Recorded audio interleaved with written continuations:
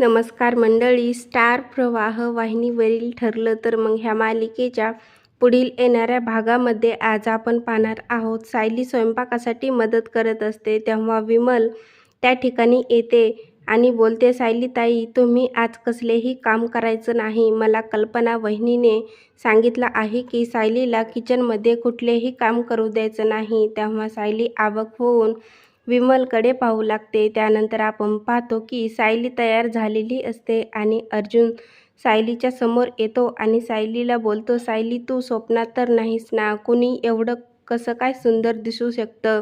आणि तेव्हा सायली त्याच्याकडे प्रेमाने पाहू लागते. त्यानंतर आपण पाहतो कल्पना सायली आणि अर्जुनला त्यांच्या रूममध्ये बोलवते आणि सायली अर्जुनला बोलते, आपल्याला आईने रूममध्ये बोलवलेलं आहे आणि काहीतरी विचित्र वाटत आहे, कारण त्यांनी विमल ताईला सांगून ठेवलं आहे की सायलीला कुठलंही काम करून देऊ नकोस.